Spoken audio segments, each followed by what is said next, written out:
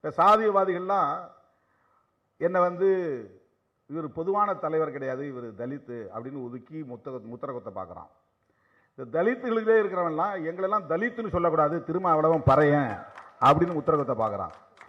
பறையர்களே பிழைப்புவாதிகள் என்ன பண்ணுறான், இவர் பறையரே இல்லை, பறையருக்கு எதிரி அப்படிங்கிறான்.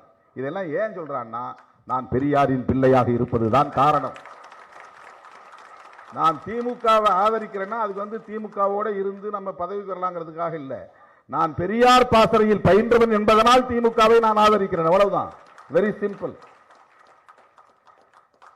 உடனே திமுகவுக்கு கொத்தடிமை, திமுகவிட்ட 2 சீட்டு 3 சீட்டு, அது கூட உன்னால வாங்க முடியாம தான் நீ கிடைக்கிற வெளியில.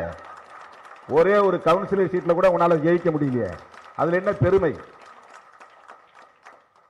பாலிடிக்ஸ்ல ஸ்ட்ராட்டஜி தான் முக்கியம்.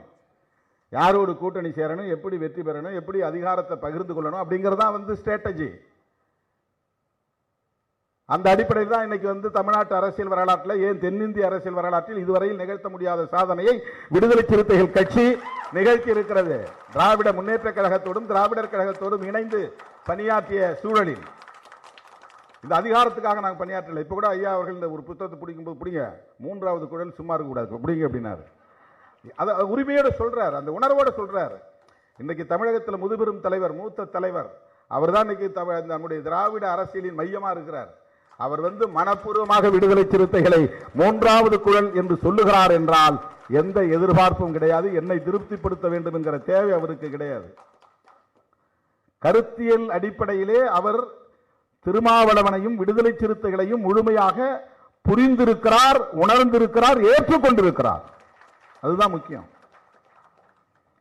மனோஜ் மித்தா அவர்கள் தமிழ்நாட்டிலே இருந்திருந்தால் ஒன்று திராவிடர் கழகத்திலே இருப்பார், இல்லை என்றால் விடுதலை சிறுத்தைகள் கட்சியிலே இருப்பார். அந்த பார்வை அவரிடத்திலே இருக்கிறது, அந்த தெளிவு அவரிடத்திலே இருக்கிறது. இதை நாம் புரிந்து கொள்ள வேண்டும். அதுல சர் தாமஸ் மன்றோ என்ன சொல்றாருன்னா, ஆதிக்கம் செலுத்தக்கூடிய சமூகத்தினரின் ஆதரவை பெறுவதற்கு தண்டனை கொள்கைகளை நிறுவனமயப்படுத்துவது அவசியமானது. இந்த மைண்ட் செட்டை புரிஞ்சுங்க. பிஜேபி தமிழ்நாட்டுக்குள்ள வளர்ந்தா என்ன ஆகும்? அது வெறும் சராசரியான அரசியல் கட்சி கிடையாது. இன்றைக்கு இந்த 10-11 ஆண்டுகளில் இந்தியாவிலே ஏற்பட்டிருக்கிற சரிவு என்பது, கருத்தியல் ரீதியாக ஏற்பட்டிருக்கிற பின்னடைவு என்பது ஈடுகட்டுவதற்கு இன்னும் 50 ஆண்டுகள் நாம் போராட வேண்டியிருக்கும். அவ்வளவு மோசமான சரிவை இந்த தேசம் சந்தித்திருக்கிறது.